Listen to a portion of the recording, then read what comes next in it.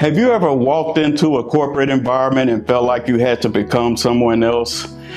Maybe you felt like you had to change the way you speak, change your personality, change your interests, and hide parts of yourself. Smile when you didn't want to smile. Laugh at jokes you don't find funny. Act like someone you're not just to fit in. If that's you, I want to challenge that idea today, because one of the biggest mistakes people make in corporate America is believing success comes from performance, because it doesn't. Success comes from competence. Success comes from confidence. Success comes from making yourself so valuable that your results speak louder than any performance ever could.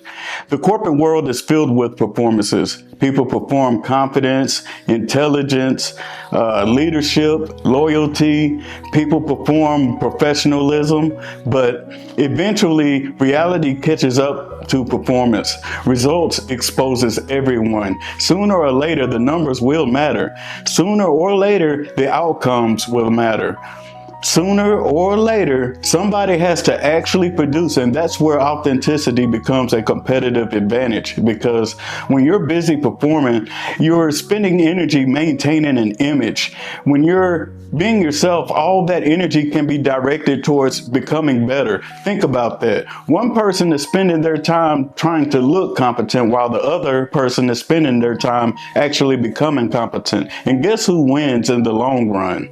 The person who becomes undeniable. Now, I want to address something specifically for Black professionals, because I believe this is a conversation that doesn't happen enough.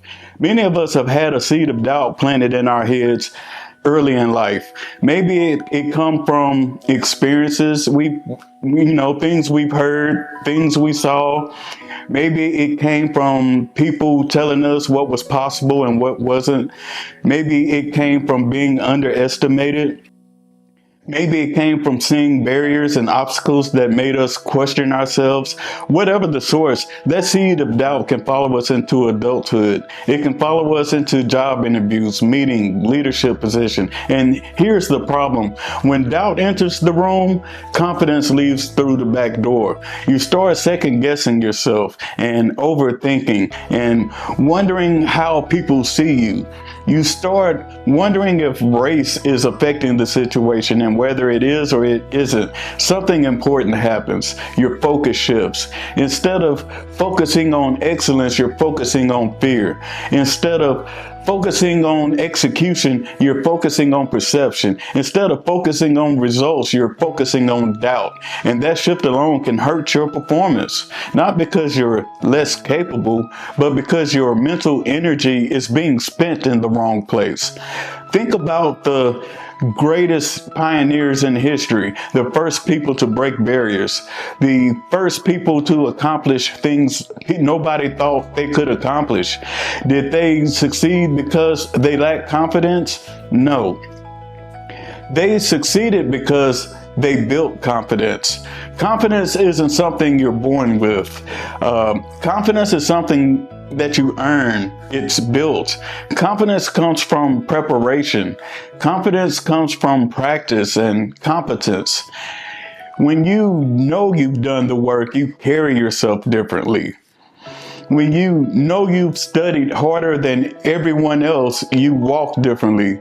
When you know you've prepared thoroughly, you speak differently. When you know you've mastered your craft, people can feel it. Real confidence isn't loud. Real confidence doesn't need an audience. Real confidence comes from evidence. Evidence that you have put in the work.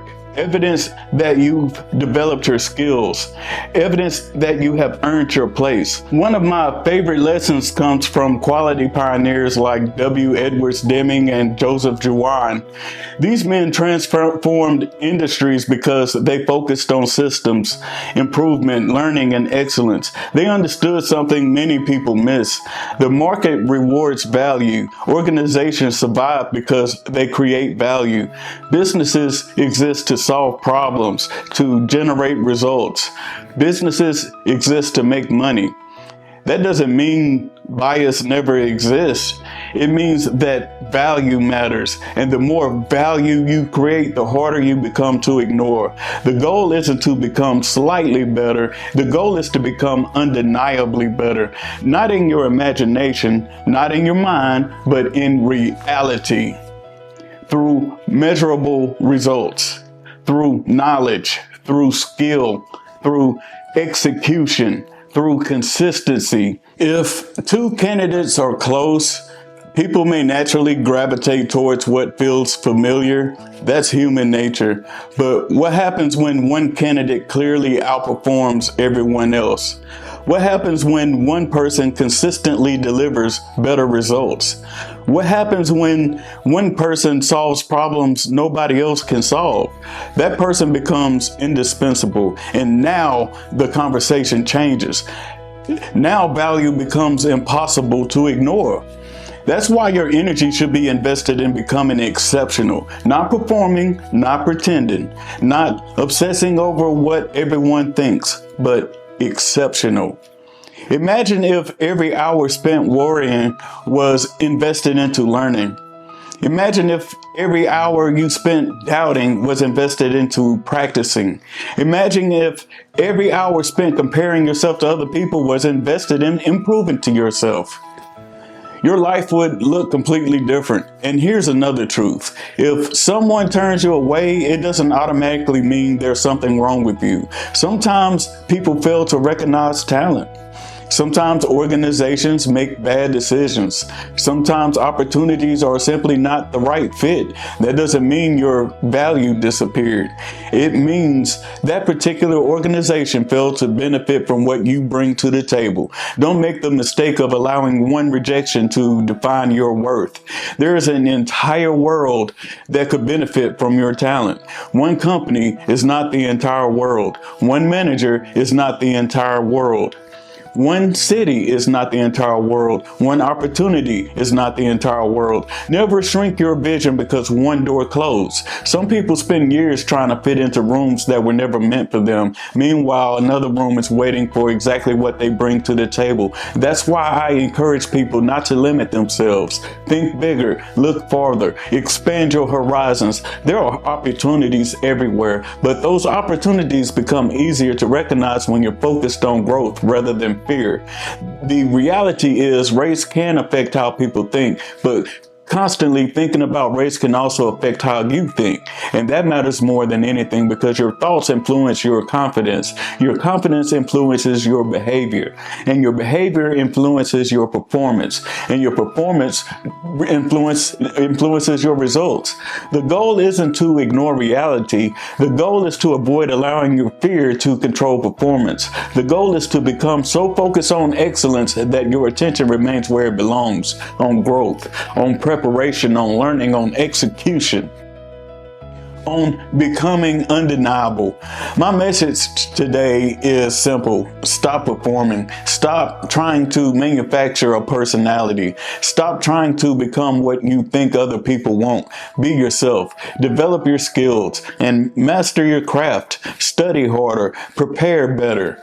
Execute consistently. Create value. And become undeniably good at what you do, because at the end of the day, the strongest confidence comes from knowing you've done the work, not hoping, not pretending, not performing, knowing.